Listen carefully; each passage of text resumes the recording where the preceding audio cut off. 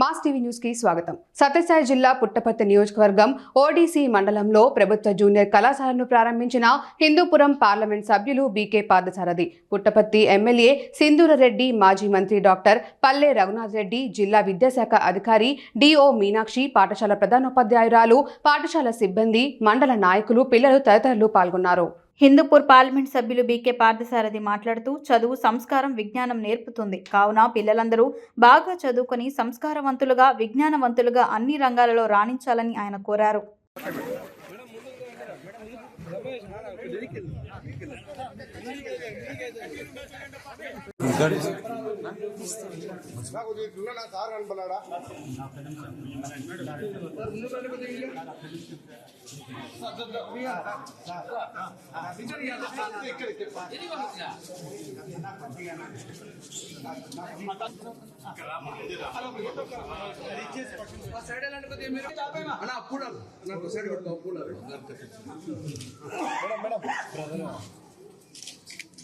Sir 1 minute sir 1 minute okay done sir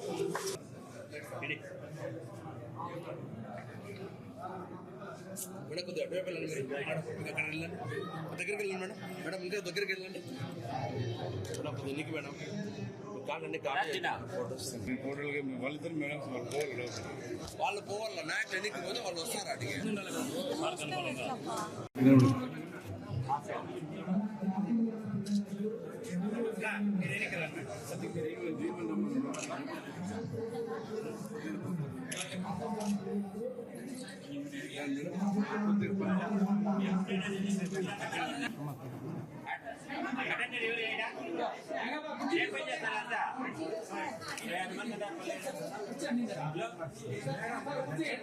అదేవిధంగా +2 కూడా first time ODC మండలంలో private junior కళాశాలలు 3 ఉన్నాయి. అయితే ఈరోజు ప్రభుత్వ జూనియర్ కళాశాల రావడం జరిగింది. దీన్ని కాపాడుకోవాల్సినటువంటి అవసరం ఉంది. ఈరోజు ప్రైవేట్ కాలేజీలకు ఎక్కువ పోయే అవకాశాలు వస్తున్నాయి. కారణం ఏమంటే అక్కడ బాగా చదువు చెప్తారులే అనే ఒక భావన ఉంది. ఆ భావన అక్కడ తొలగించాల్సినటువంటి అవసరం ఉంది ప్రభుత్వ కళాశాలలో. ముఖ్యంగా ఈరోజు చాలా విషయాలు చెప్పారు. సింధూర రెడ్డి ఆమె అనుభవాలు, ఇలా రఘునాథ్ రెడ్డి అనుభవాలు, ఇవన్నీ కూడా చాలా వరకు వాస్తవాలు దగ్గరగానే అవన్నీ ఉన్నాయి. అయితే చదువు అనేది చాలా ఇంపార్టెంట్. ఈరోజు సమాజంలో మనకు ఒక గౌరవం ఉండాలంటే చదువుకుంటేనే ఏదైనా కానీ ఒక గౌరవం ఉంటుంది. చదువు లేకపోతే అంత గౌరవం ఉండదు. వాళ్ళకి ఒక కల్చర్ ఉండదు, ఒక డిసిప్లైన్ ఉండదు. అయితే మొరటుడు అనే పరిస్థితి వస్తుంది ఊళ్ళో, గ్రామాల్లో. కాబట్టి ప్రతి ఒక్కరు కూడా, ప్రతి తల్లిదండ్రులు కూడా చదివించాల్సినటువంటి ఆవశ్యకత ఉంది. గతంలో మేము చదివేటప్పుడు ఎక్కడైనా డిగ్రీలో కానీ 10th క్లాస్లో కానీ చూస్తే మేము 90 మంది ఉంటే వాళ్ళు 10 మంది ఉండేవాళ్ళు. ఈ రోజు మారుతున్న కాలానుగుణంగా ఈరోజు వాళ్ళ తల్లిదండ్రులు కూడా మా పిల్లలు బాగా చదువుకోవాలనేటువంటి ఒక భావనతో ఈరోజు ప్రతి తల్లిదండ్రులు కూడా విద్యార్థులందరూ కూడా సమానంగా ఈరోజు చదివించడం కూడా జరుగుతూ ఉంది. ఈరోజు సమాజంలో సమానంగా వాళ్ళకు కూడా హక్కులు వస్తున్నాయి. ఈరోజు భూమిలో ఎంతమంది పిల్లలు ఉంటే, ఆడపిల్లలు మగ పిల్లలు ఉంటే వాళ్ళకు కూడా సమాన హక్కు కూడా రావడం జరుగుతూ ఉంది. అదేవిధంగా మీకు కూడా ఇప్పుడు రిజర్వేషన్లు, స్థానిక సంస్థలు రిజర్వేషన్లు, రేపు చట్టసభలో 26 తర్వాత 33% రిజర్వేషన్లు శాసనసభలో వస్తాయి. పార్లమెంట్ కూడా 33% రిజర్వేషన్లు వస్తాయి మహిళలకు అందరికీ. అంటే రేపు శాసనసభలో కూడా మీ హక్కుల కోసం, మహిళ హక్కుల కోసం మాట్లాడడానికి ఒక అవకాశం కూడా వస్తా ఉందని సందర్భంగా తెలియజేస్తా ఉన్నా.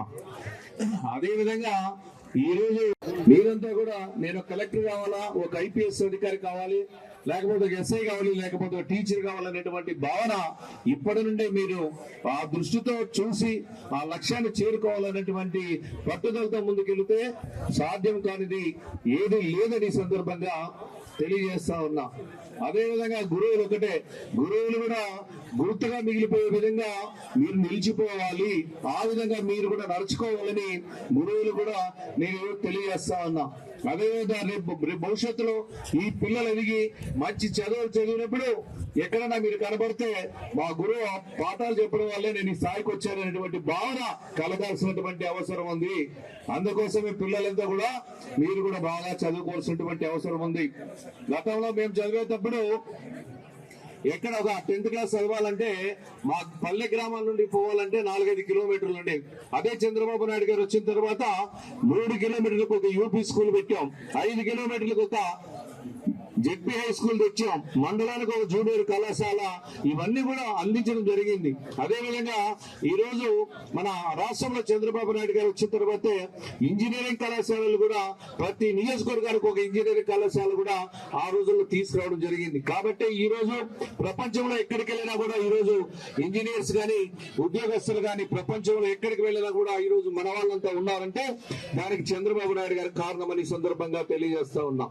మొన్ననే మీరు చూశారు, గత ప్రభుత్వంలో ఎక్కడ కూడా టీచర్స్ అనే వాళ్ళే చాలా అసలు రిక్రూట్మెంట్ లేదు. నేను జిల్లా పరిషత్ చైర్మన్ గా ఉన్నప్పుడు 3 సార్లు రిక్రూట్మెంట్ వచ్చింది. ఇది 95 to 99 లో 5,000 ఉపాధ్యాయులు ఫిలప్ చేశాం. తర్వాత జగన్మోహన్ రెడ్డి వచ్చిన తర్వాత ఒక డిఎస్సి కూడా రాలేదు. అదేవిధంగా మేము ఎన్నికల మీటింగ్ లో చెప్పాము, ఎన్నికల హామీ ఇచ్చాం. ఆ రోజుల్లో మెగా డిఎస్సి పెడతామని అది మొదటి సంతకం కూడా ఇవ్వడం కూడా జరిగింది. ఇది మంచి ప్రభుత్వం కాదా మీరే తెలియజేయాల్సినటువంటి అవసరం ఉంది. హామీలన్నీ కూడా నిలబెట్టుకుంటున్నావా లేదా? ఈ రోజు పెన్షన్స్ ఇస్తున్నాం 4,000 రూపాయలు, అవునా కాదా? రైతులకు చెల్లించాల్సినటువంటి బకాయిలన్నీ కూడా చెల్లించాం. అందుకోసమే ఈ 5 రోజులు మాది మంచి ప్రభుత్వం అనేటువంటి ఒక కార్యక్రమాన్ని తీసుకొని ఈ రోజు గ్రామాలకు కూడా వెళ్ళడం జరుగుతా ఉంది. ఈ రోజు ఫ్లడ్, మీకు అందరికీ తెలుసు, ఫ్లడ్ వస్తే దాన్ని ఏ విధంగా ఎదుర్కొంటారో ఆ చంద్రబాబు నాయుడు గారికి ఒక్కరికే తెలుసు, మీకు అంతా తెలుసు. జగన్మోహన్ రెడ్డి ప్రభుత్వంలో ఏం జరిగింది అనేది అందరికీ మీకు తెలుసు. ఈ రోజు ఫ్లడ్ వస్తే ఎవరికి బాధ కలగకుండా బ్రహ్మాండంగా అక్కడ సకల సౌకర్యాలు అందించి వాళ్ళని ఆదుకొని ఆ చంద్రబాబు నాయుడు అంటే ఈ విధంగా ఉంటుంది అనేది ఒక నిరూపణ కూడా. ఫ్లడ్ వచ్చింది, ఫ్లడ్ వస్తే ఈ రోజు దాదాపుగా 500-600 కోట్లు ఈ రోజు సీఎం రిలీఫ్ ఫండ్ ఇవ్వడం జరుగుతూ ఉంది. జగన్మోహన్ రెడ్డి కాలంలో ఏదైనా రిలీఫ్ వచ్చిందంటే ఆయన సొంతానికి మాత్రమే ఆ రిలీఫ్ అని వచ్చిందని సందర్భంగా తెలియజేస్తున్నా. కాబట్టి ఒక్కటే, పిల్లలంతా కూడా ఒక లక్ష్యంతో మీరు ముందుకెళ్ళాలి. ఆ లక్ష్యాన్ని చేరుకోవాలంటే బ్రహ్మాండంగా మీరు అత్యున్నతమైనటువంటి చదువు చదవాలి. మీ తల్లిదండ్రులకి పాఠాలు చెప్పినటువంటి గురువులకు అందరికీ కూడా మంచి పేరు ప్రఖ్యాతలు తీసుకురావాలి అని సందర్భంగా కోరుకుంటూ, ఏదైనా నా వంతు సహకారాలు ఇవ్వడం అవసరమైనా ఒక ఎంపీగా నా వంతు సహకారం అందిస్తానని ఈ ఓడిసి మండల ప్రజానికానికి తెలియజేస్తూ ఈ అవకాశం ఇచ్చిన మీ అందరికీ పేరు పేరున ధన్యవాదాలు తెలియజేస్తూ